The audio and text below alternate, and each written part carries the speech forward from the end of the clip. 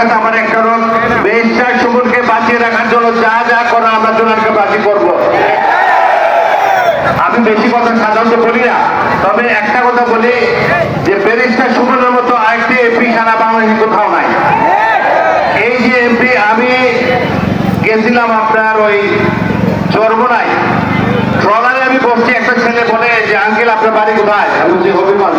হবিগঞ্জের কোন জায়গায়? আমি বলছি জুনাগড়। বেশটা সুবর্ণ ছিলেন? আমি বলছি আমার থাকি না। তো চরমোনায় বলেন আর বাংলাদেশ যে কোনো জায়গায় বলেন, আমি ঢাকায় কোনো ব্যাংকে গেলাম, যদি বলে আঙ্কেল আপনার বাড়ি কোথায়? আমি তো হবিগঞ্জ, বেশটা সুমনের এলাকা।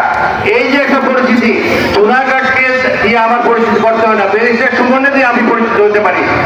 আমি আমার দেশের মানুষের কাছে, জুনাগড়ের মানুষ অত্যন্ত দরদ দিয়ে বেরিস্টার সুমনকে এমপি বানিয়েছে, আমাকে উপজেলা চেয়ারম্যান বানিয়েছে। আমি দেশবাসীর কাছে একটাই চাইবো, সুমনের জন্য যত রকমের আন্দোলন করা লাগবে আমি তোমাদের সাথে আছি। আমার যে জুনিয়র ছেলেরা আছে তাদের কাছে আমার জন্য যত রকমের আন্দোলন হবে আমি তাতে শরীর থাকবো, এবং তাকে আমি বাঁচিয়ে রাখতে হবে ইনশাল্লাহ।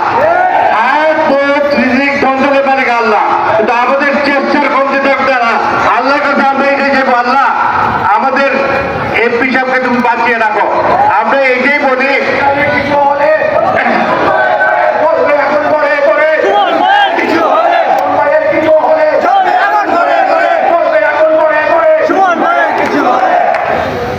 সুমনকে আমি অত্যন্ত আদর করি, স্নেহ করি।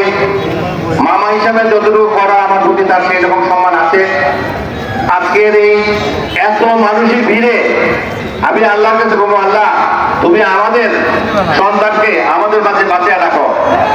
জুনাগড়ের ছেলেরা, মুরব্বিয়ান সবার কাছে আমার অনুরোধ থাকবে, বেশিরভাগ সুমনকে বাঁচিয়ে রাখার জন্য আল্লাহর কাছে কি আমরা কোনো ধর্মীয় কাজ অর্থাৎ কোনো দোয়া দরদ করতে পারি, এটা একটা চিন্তা করার দরকার আছে।